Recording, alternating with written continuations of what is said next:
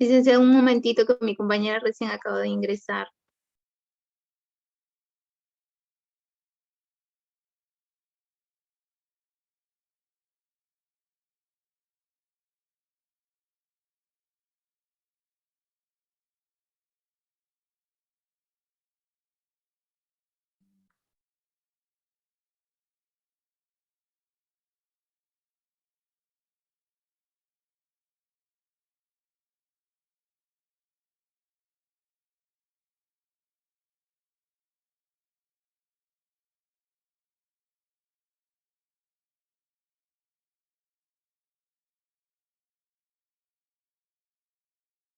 ¿Se logra apreciar? Sí, Rosita.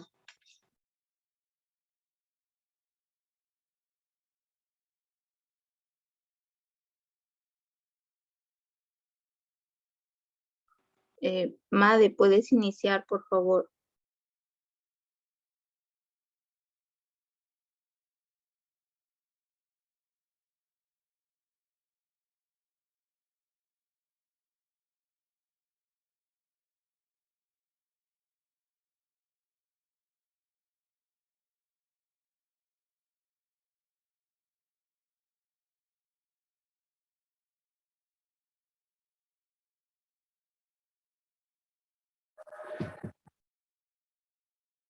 ¿Me escuchan?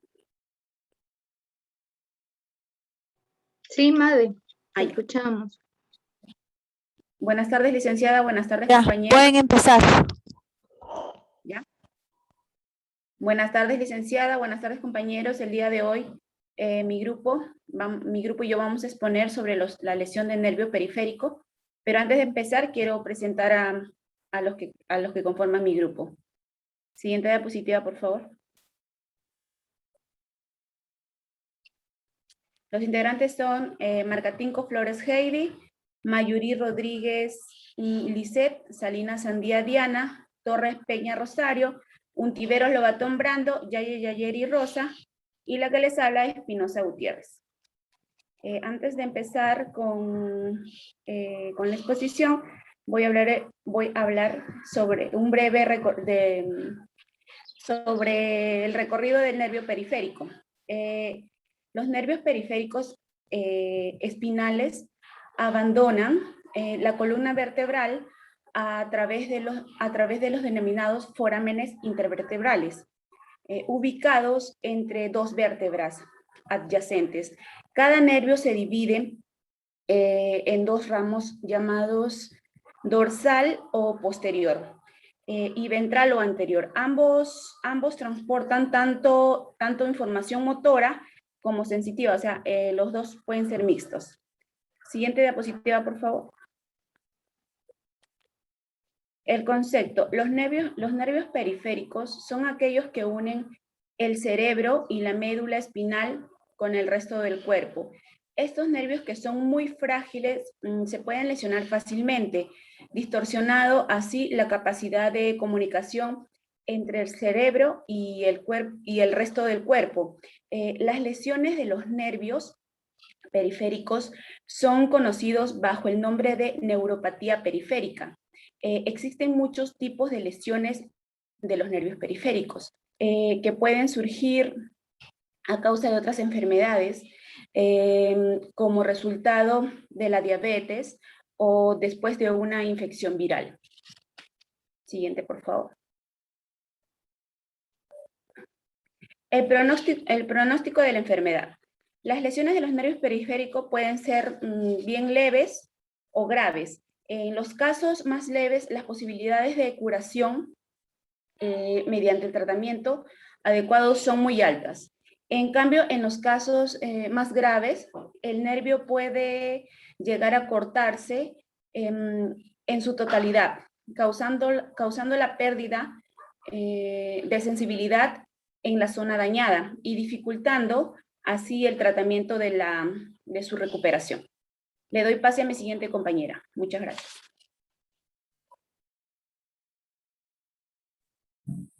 Las causas. Las lesiones de los nervios periféricos pueden producirse a causa de diferentes lesiones traumáticas, como problemas metabólicos, infecciones, diabetes, también pueden tener un origen de a causa de hereditarios, ¿no? ¿Por qué están formados los nervios periféricos? Los nervios periféricos están formados por nervios cerebroespinales y nervios simpáticos. Las fibras que están compuestas son las dendritas para la información sensitiva y los axones para información motora. ¿Qué afecta a los nervios periféricos? Las neuropatías periféricas. Es una consecuencia del daño a los nervios fuera del cerebro y la médula espinal. A menudo causa debilidad, entumecimiento, dolor y generalmente se da en las manos y los pies. También puede afectar a otras áreas del cuerpo. Siguiente.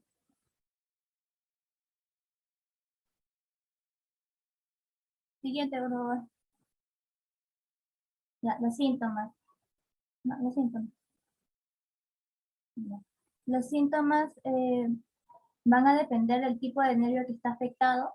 En este sentido, los síntomas de las lesiones de los nervios periféricos suelen empezar gradualmente y van empeorando con el paso del tiempo.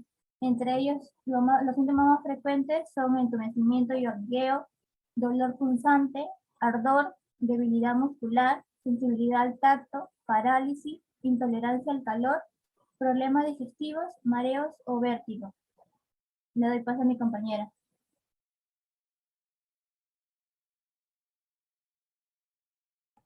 Continuando con la exposición, tocaré principales lesiones de los nervios periféricos.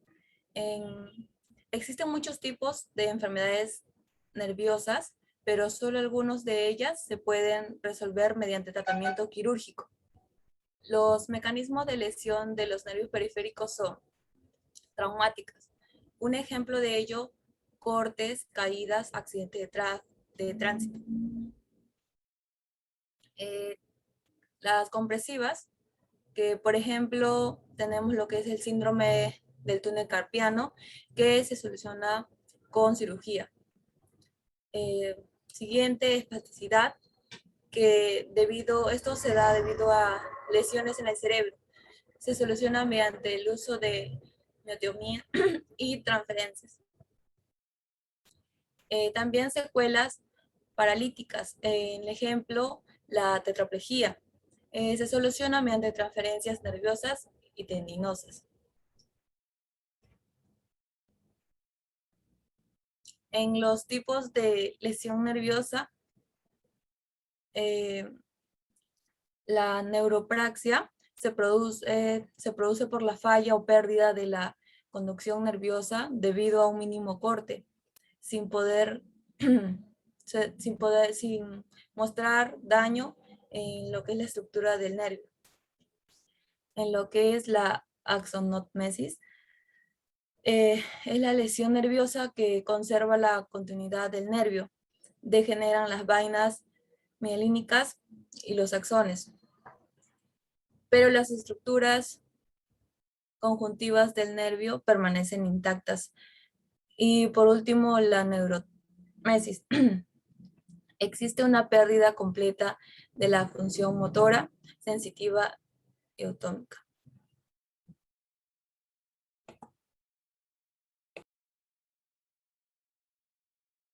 Le doy paso a mi... Siguiente diapositiva. Gracias, Rosita. Buenas tardes, licenciada. Continuando con la exposición, hablaremos sobre las lesiones del nervio periférico en el miembro superior. Como vemos, tenemos 4 puntos por cual vamos a hablar. Primero, empezaré por el plexo braquial. Esta es una estructura nerviosa que está localizada en la base del cuello y el hueco axilar, responsable de la inervación muscular y cutánea del miembro superior y el hombro. Es una red de nervios que envía señales desde la médula espinal, el brazo y la mano. Este plexo braquial está formado por los ramos anteriores de los nervios espinales C5, C6, C7, C8 y parte de la T1. Estas fibras se separan para formar los nervios que permiten el movimiento y sensación en la mano, el antebrazo y el hombro. Estos se encargan de los movimientos generales. Hablamos sobre el músculo del bíceps hasta la manipulación y la supersensibilidad de las puntas de los dedos. Este plexo braquial se lesiona cuando se producen un sobreestiramiento o se estiran los nervios, se comprimen o en casos más graves se desgarran o se desprenden de la médula espinal. Como por ejemplo tenemos la distocia, esta es la que ocurre durante el nacimiento. Esto quiere decir que es el impedimento de la salida del hombro del bebé por el canal vaginal, lo que puede provocar que algunos o todos los nervios del plexo braquial se estiren o desgarren. También otros niños o adultos pueden sufrir de daños en el nervio del plexo braquial como resultado de infecciones, tumores o lesiones traumáticas como accidentes de auto, caídas de bicicleta, lesiones deportivas. Tenemos también el nervio radial. Este se forma desde las raíces, desde la C5 hasta la D1 y es parte de la división posterior del plexo braquial junto con los nervios torácico, dorsal y el nervio axilar. Es un nervio sensitivo implicado fundamentalmente en la extensión del codo, muñeca, dedos y supinación del antebrazo. La lesión de este nervio provoca la famosa, la llamada mano péndula, que se caracteriza por la impotencia funcional de la extensión de la muñeca y de los dedos. Esta disminuye la presión, afecta la capacidad de agarrar y soltar los objetos. También tenemos el nervio mediano, es uno de los nervios del brazo que se extiende hacia la mano. Es el único nervio que va a pasar a través del túnel carpiano, uno de los conductos que conecta la mano con el antebrazo. Este nervio controla la función y la sensibilidad en la mayoría de los dedos de la mano, así como parte de la palma de la mano. Los únicos dedos que el nervio mediano no controla son el meñique y parte del anular, los cuales son controlados por el nervio cubital. Cuando el nervio mediano se comprime en el codo específicamente, se conoce como el síndrome del tronador redondo. Esto a menudo se debe a giros repetitivos, a agarrar o torcer la mano y la muñeca. Normalmente se involucran en trabajos manuales como levantamiento de pesas, deportes. Su sintomatología es la sensibilidad en el pulgar, el índice y el dedo medio y parte del dedo anular como una sensación de ardor, disminución de la sensibilidad, entumecimiento y hormigueo. También hay una debilidad de la mano que hace que se le caigan los objetos y la dificultad también para coger objetos. El nervio cubital o nervio ulnar, como también se le conoce, se origina principalmente de las raíces espinales C8 y T1. Estas forman el fascículo medial del plexo braquial. El nervio cubital es uno de los 3 nervios principales del brazo. Va desde el cuello hasta la mano y puede contraerse en varios lugares, como debajo de la clavícula o también en la muñeca. El lugar más común de compresión del nervio es detrás de la parte interna del codo. La compresión de este nervio se le llama síndrome del túnel cubital. El adormecimiento y hormigueo de la mano y de los dedos son los síntomas más comunes del síndrome del túnel cubital. Eso es todo, licenciada. Le cedo el paso a mi compañero.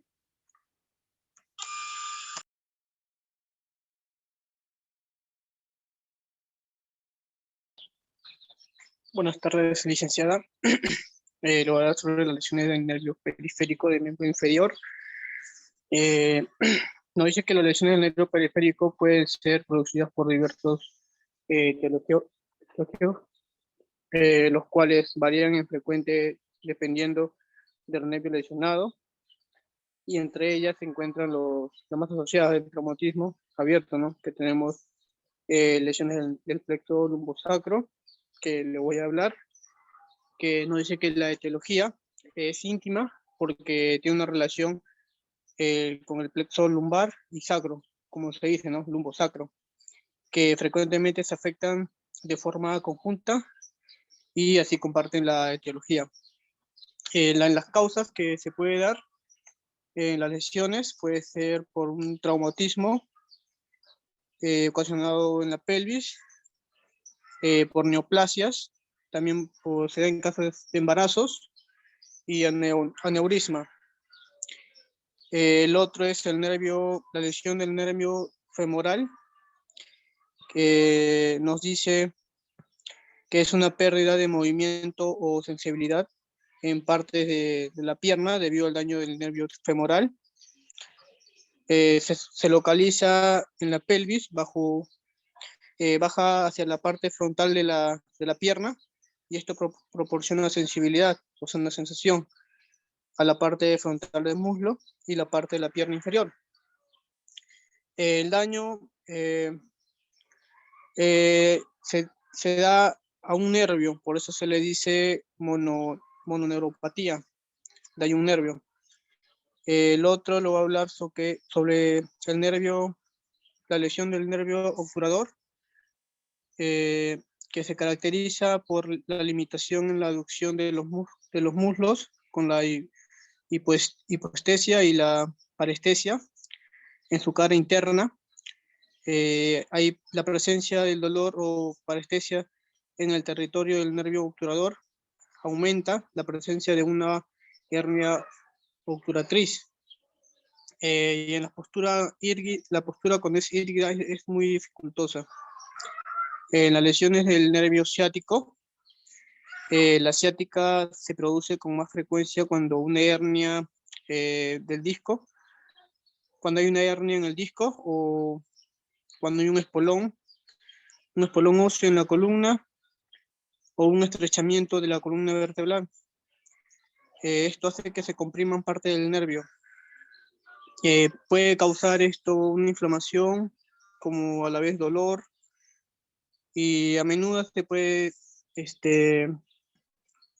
causar lo que es un entumecimiento en la pierna. Y ya, le paso la palabra a mi compañera.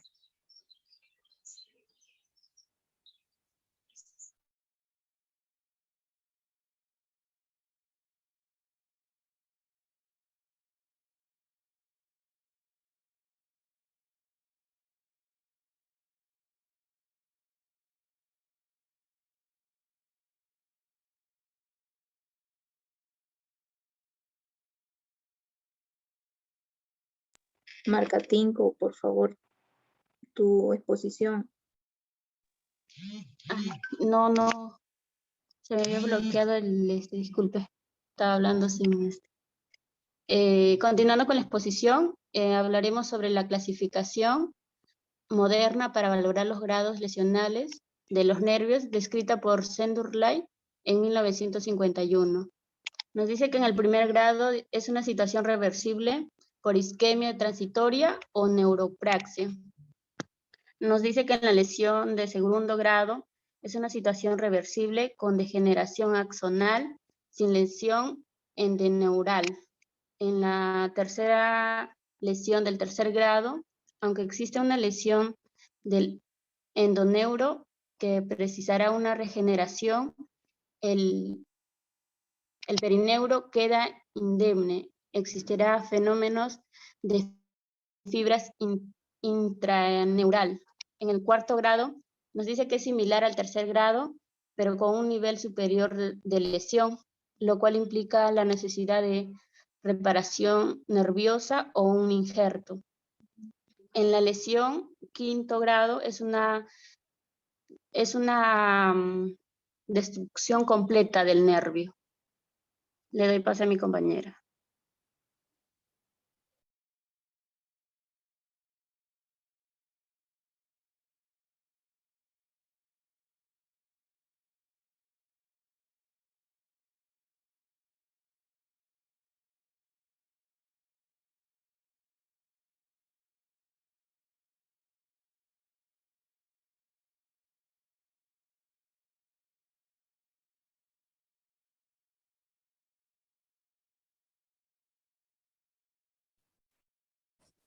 ¿A quién le toca esta diapositiva? A mi compañera Torres, licenciada. ¿Y dónde está Torres?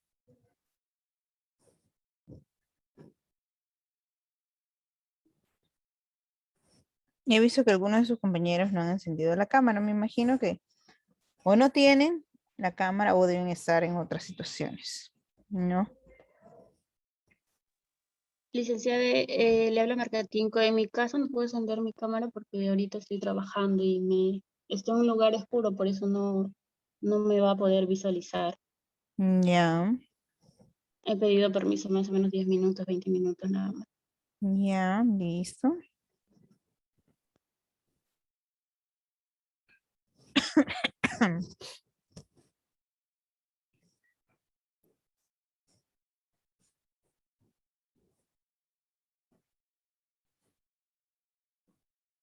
Ya regresó Torres.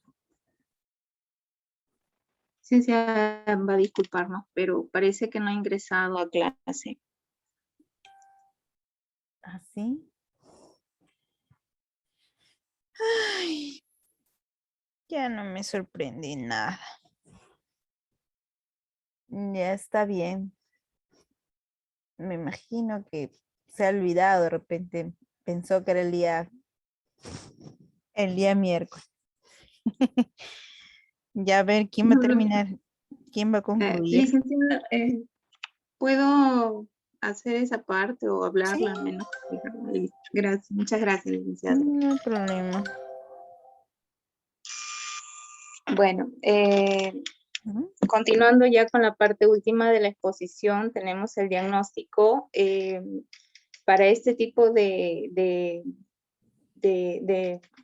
enfermedad o este tipo de lesiones a los nervios, perdón, se va a usar la electromiografía, perdón.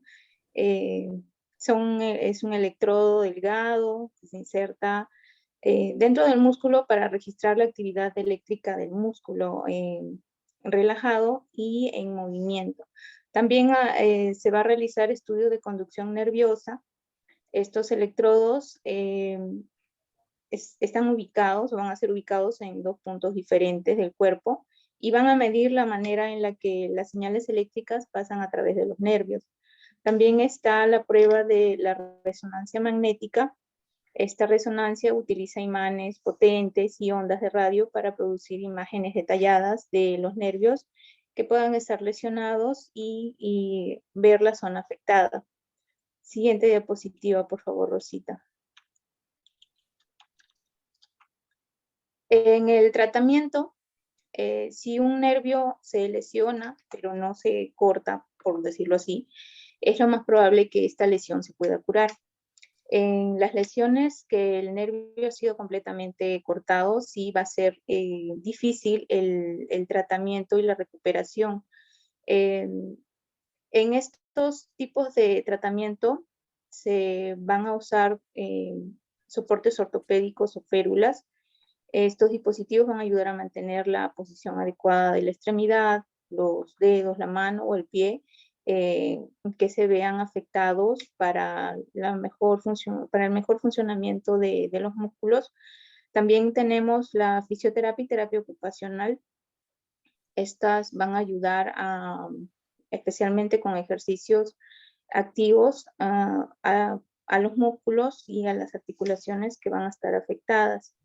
Se va a usar especialmente para evitar la rigidez y poder restaurar el funcionamiento de la musculatura, así como también la sensibilidad.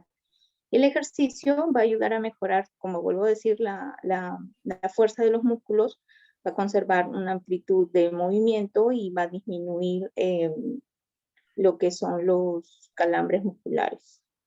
Eso sería todo, licenciada. Muchas gracias.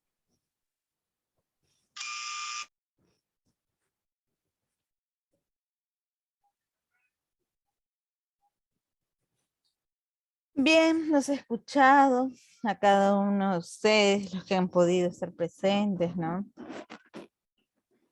No sabemos qué ha podido pasar con sus otra compañera, ¿no? Aparte que, bueno, no sé si trabajó, no sé qué digan ustedes, los integrantes del grupo. De repente sí trabajó y hoy le pudo haber pasado una emergencia, no sabemos. Si me permite, licenciada, todos colaboramos en el trabajo. Hasta el día de hoy en la mañana estábamos en conversación sobre la exposición y sí estaba presente, pero hasta ahora, hasta el momento no tengo noticias de mi compañera. Esperemos que no le haya pasado algo mal. No, esperemos que no, no. Pidamos que no sea así, ¿no? Puede haber sido algo, un evento desafortunado de repente, ¿no? De repente se fue la luz en su casa o algo así. Pero si todos han trabajado, no hay problema. El único detalle es que aquí nosotros no, como se les había mencionado, no vamos a evaluar en este caso la forma grupal. El trabajo se los puedo evaluar de forma grupal, ¿no? O sea, lo que hayan presentado, ¿no? Pero la exposición sí no. Entonces ya vean de conversar con Torres en este caso, para que ella vea cómo podría de repente obtener esa nota, ¿no? Veamos que hasta el día miércoles de repente ella puede hacerse presente, ¿no? Si no, si hay alguna, no sé, algún tema que nosotros, ya sea haya sido urgente o algo, entonces que nos los haga saber simplemente, ¿no? Y a ver, buscamos la solución. Bien, en fin, veamos si sus compañeros tienen preguntas. A ver, ¿alguno de ustedes tiene preguntas para el grupo?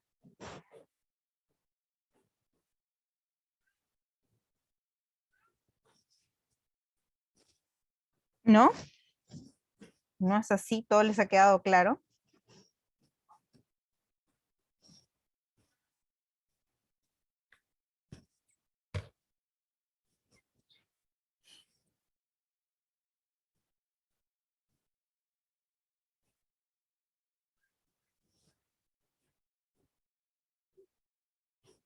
Bien, todo les ha quedado claro.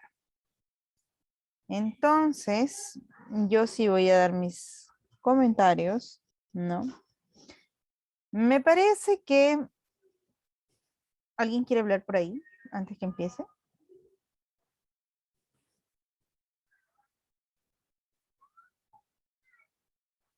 Me parece que ha habido cierta descoordinación en el grupo que va a exponer, ¿no? Probablemente han hecho lo que han podido, ¿no? Básicamente en el momento del cambio, ¿no? Del pasa la diapositiva, ¿no? El que debe estar de moderador, o sea, la persona que va a pasar las diapositivas, tiene que estar atento a lo que hablen sus compañeros. Cosa que cuando el compañero termina de hablar, ¿no? Para un ratito, un poquito y se cambia la diapositiva. De ese modo no escuchamos la siguiente diapositiva, retrocede, ¿no? Porque ya se supone que estamos atentos al tema que estamos desarrollando. Por ese tema, bueno, los que han podido encender sus cámaras, ¿no? Los he visto completamente uniformados. Bueno, uniformados hasta donde mi vista, digo, pues, ¿no? Y comprendo que todos los de este salón, pues, ¿no? Ya deben estar laborando, deben estar teniendo varios otros factores, los otros hacen esfuerzos, como en este caso de Diana, como el caso de JD, ¿no? De Brando, ¿no? De repente ustedes también están haciendo su esfuerzo y eso se valora. Y bueno, y de los demás representantes del grupo que no puedo visualizarlos en este momento. A ver, si voy a evaluar una lesión del nervio mediano, ¿qué test de evaluación podría utilizar? Eso se lo vamos a preguntar a Jennifer Pastus.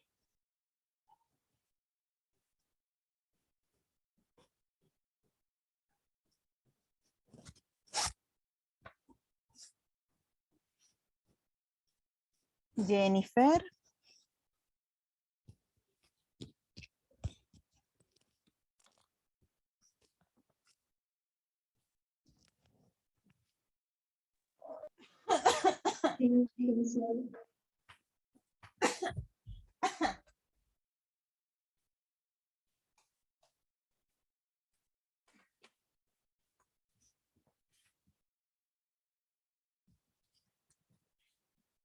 Jennifer, discúlpame, pero no te escuché.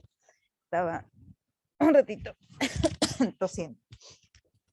Dime, Jennifer, ¿con qué evalúo una lesión del nervio mediano?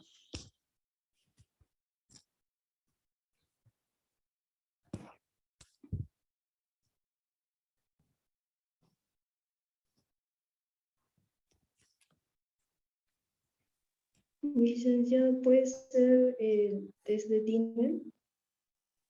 ¿El test de qué? Tinel.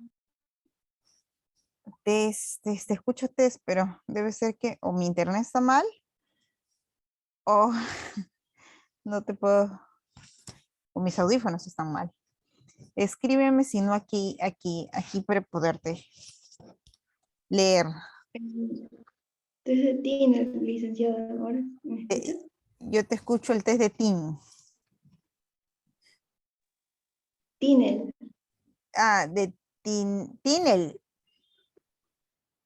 Sí. Ya. Muy bien. A ver. ¿En qué consiste el test de Tinel? Yanela Bellido.